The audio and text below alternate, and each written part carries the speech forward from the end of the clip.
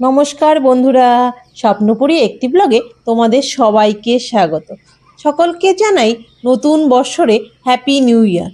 বছরের শুরুতে আমার ছাদ বাগানে অর্কিড গাছে খুশির বাতাবরণ নিয়ে এসেছে।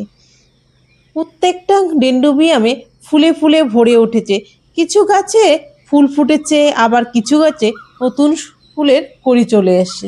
বছরের শুরুতেই এত সুন্দর একটি উপহার, তাই তোমাদের সাথে শেয়ার করছি। ছাদ বাগানে যতগুলো অর্কিড গাছ আছে তার মধ্যে ডেন্ড্রোবিয়ামটা আমার পরিমাণে বেশি। ফার্স্ট টাইম আমরা শুরু করেছিলাম ডেন্ড্রোবিয়ামের ফুল দিয়ে, যেহেতু আমরা নিউ কামার শিখছি নতুনত্ব করে।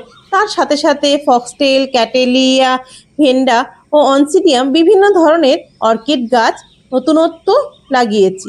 ছাদ বাগানে যতগুলো অর্কিড গাছ আছে তার মধ্যে ডেন্ড্রোবিয়াম বেশি আছে। সবার প্রথমেই আমরা ডেন্ড্রোবিয়াম দিয়ে শুরু করেছিলাম। আর এই যে গাছটি দেখতে পাচ্ছ, ফুলের বাটটা চলে এসেছে, এটি হচ্ছে একটি অনসিডিয়াম। এই গাছটি বেশি দিন হয়নি লাগিয়েছি। তার সাথে ভেন্ডা গাছগুলো দেখতে পাচ্ছ।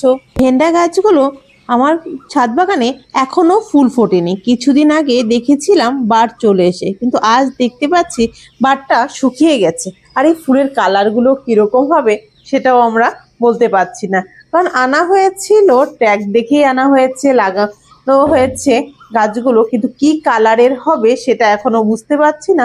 যখন ভেন্ডা গাছগুলো ফুল ফুটবে তখন বুঝতে পারবো এটি কি কি কালারের ভেন্ডাগুলো এসেছে। তার সাথে যে অর্কিডের ফুলগুলো ফুটেছে এগুলো দেখে নাও। ফুলগুলো খুবই ছোট ছোট, যেহেতু আমরা ফার্স্ট টাইম যখন আনিয়েছিলাম গাছগুলো তখনই খুবই ছোট ছিল চারা গাছগুলো। আর এই থেকেই ফুল ফুটেছিল, ফুলগুলো মিনিয়েচার ভ্যারাইটি ছিল, কিছু বড় ভ্যারাইটিও আছে। আর এই যে অনসিডিয়ামটা, কি সুন্দর ফুলের কালারটা, ছোট ছোট ফুল হয়। সকালে সূর্যের কিরণ এসে পড়ায় এত সুন্দর লাগছে বলার মতো না। হঠাৎ করে দেখছি একটি ফুল ফুটেছে, তার সাথে আরেকটি বার চলে এসেছে এই অনসিডিয়ামটা। এই যে দেখতে পাচ্ছ, এই যে বারটি খুবই সুন্দর, ফুলগুলো খুবই ছোট ছোট। আর পুরো যখন ফুলটা ফোটে এক ঝকা ফুল, দেখতে খুব সুন্দর লাগে। আর ভীষণ ভালো লাগছে। একটি কালারই আছে অনসিডিয়াম, আরও কিছু গাছ চিন্তা ভাবনা আছে নতুনত্ব ছাদ বাগানে লাগাবো। এই যে দেখতে পাচ্ছ, নর্মালি অর্কিড টবগুলোই লাগানো হয়েছে। অবশ্য আমরা অর্কিড এই টবগুলো মাটির লাগাচ্ছি, আমরা এখন তৈরি প্লাস্টিকের অর্কিড টব ইউজ করছি না। যতগুলো আছে সেগুলো হচ্ছে সবই মাটির। এই যে ফুলটার সাথে সাথে আরও কিছু গাছ আছে, এত সুন্দর কালার হয়েছে না বলার মতো না।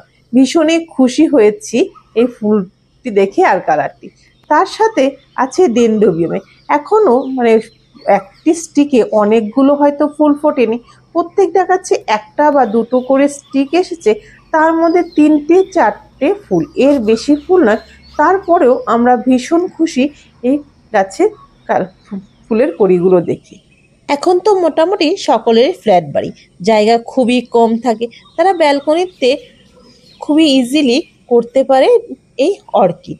এই অর্কিড গাছ করতে সেরকম কোনো মিডিয়ার প্রয়োজন পড়ে না, আর এর পরিচর্যা একদমই খুব নেই বলেই চলে, খুব সামান্য পরিচর্যা। আমি তো আমার ছাদ বাগানে এই গাছে পরিচর্যা করার জন্য বৃষ্টির জলটাকে আমি স্টোর করে রাখি। এই বৃষ্টির জলটাকে আমি সারা বছর ইউজ করি, এটাকে স্প্রে করার জন্য হয়তো একটু ভিজিয়ে নিয়ে দিই। আর এছাড়া অর্কিডের খাবার হিসাবে আমি মাসে 2বার করে দিয়ে থাকি 0050 ও 20-20 ব্যালেন্স এনপিকে। আর এই যে গাছটি দেখতে পাচ্ছ, এটি হচ্ছে আমার বাড়িতে একটা শিউলি ফুলের গাছ ছিল, সেটিকে কেটে এর মধ্যে লাগানো হয়েছে বিভিন্ন ধরনের ডেন্ড্রোবিয়ামের অর্কিড গাছগুলো। অবশ্য এটি হচ্ছে আমার হাজব্যান্ডটি লাগিয়েছে।